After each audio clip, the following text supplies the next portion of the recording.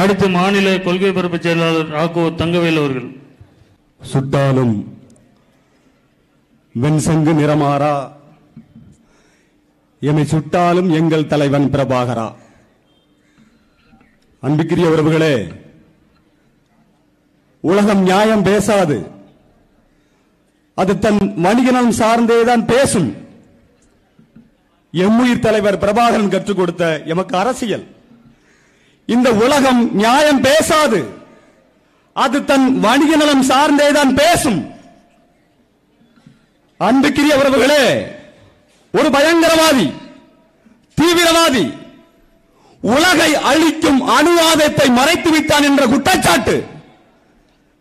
அப்படி பயங்கரவாதி, தீவிரவாதி உலகை அழிக்கும் அணுவாதத்தை மறைத்து வைத்தான் என்று குற்றம் சாட்டி குற்றம் சாட்டப்பட்டவரை தேடி திரிகிறது.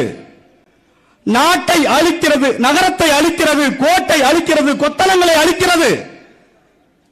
ஆனால் தேடி பார்த்தவன் கிடைக்கவில்லை.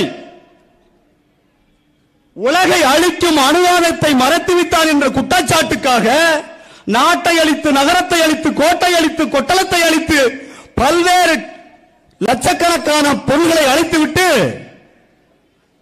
அன்புக்குரியவர்களே பதுங்குக்குழியில் பதுங்கி இருந்தவரை கைது செய்கிறது. பதுங்குக்குழியில் பதுங்கி இருந்தவர் அரேபிய தேசத்தில் கடற்கரையில் இருந்த அந்த அரேபிய பாலைவனத்தில் சதாம் ஹுசேன் அவர்களை பதுங்குக்குழியில் பார்த்த மாத்திரத்திலேயே அமெரிக்க ராணுவம் சுட்டுக் கொள்ளவில்லை, கைது செய்தது, கண்ணியமாக விசாரித்தது, சிறையில் அடைத்தது. நீதிமன்ற தீர்ப்புக்கு பின்புதான் அது தூக்கிலிட்டது. இது என்பது வரலாறு. ஒரு பயங்கரவாதி, பிரிவினவாதி, தீவிரவாதி என்று குற்றம் சாட்டப்பட்ட பெண்மணி ஒருத்தி தன் எதிரியின் குண்டுகளுக்கு தன்னுயிரை இரையாக்கும் வரை இந்த தேசத்தில் அமைச்சர் பதவியில் இருந்து இறந்தார் என்பது இந்திய தேசத்தின் வரலாறு. தீவிரவாதி, பயங்கரவாதி என்று குற்றம் சாட்டது அம்மையார் பூராந்தேவி.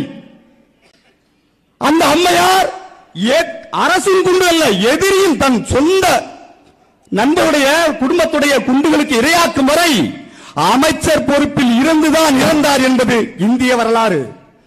ஆனால் மனிதநேயம் பேசுகிற, காந்தியம் பேசுகிற, புத்தனை போற்றுகிற, அகிம்சையை தூக்கி பேசுகிற இந்த தேசம் 30 ஆண்டுகளாக எமது முன்னோர்களை, எமது உடன் பிறந்தார்களை சித்திரவதை கூடத்தில் வைத்திருக்கிறது. ஒன்னு பேரமாத்து, அது சித்திரவதை கொடுமை வைக்காத, சிறப்பு முகாம் இருக்கிற சித்திரவதை கொடுமை வை.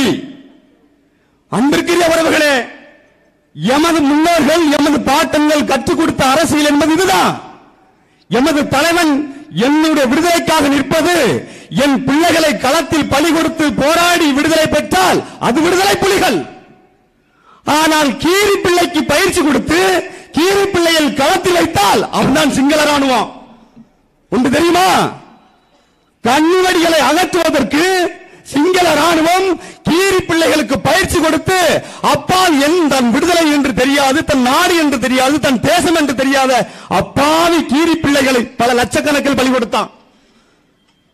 ஆனால் அவன் தான் அந்த நாட்டுடைய தேசியவாதி, மனிதநேயத்தை போற்றுகிறவன், புத்தனை வணங்குகிறவன். ஆனால் எனது தேசம், எனது விடுதலை, எமது மண், எமது மொழி என்று என் வயிற்றில் பிறந்த பிள்ளைகளையே களத்தில் பலி கொடுத்த பிள்ளைகள் தான் இன்று தீவிரவாதிகளாக குற்றம் சாட்டப்பட்டுக் கொண்டிருக்கிறோம். ஒரு நேரத்தின் அருமை கருதி இந்த வதை முகாமை உடனடியாக தமிழக அரசு இழுத்து மூடப்பட வேண்டும். எமது உடன் பிறந்தார்கள் விடுதலை செய்யப்பட வேண்டும். இல்லை என்றால் இதே சித்திரவதை முகாம் இங்கு மட்டுமல்ல தமிழ்நாடு முழுமைக்கும் திறக்கப்படும். அங்கே திராவிட முன்னேற்ற கழகத்தைச் சேர்ந்த இந்த அரும்பர் மக்கள் விரைவாக அடைக்கப்படுவார் என்று கூறி வாய்ப்பளித்தமைக்கு கேட்டமைக்கு நன்றி கூறுகிறேன். நான் தமிழர்.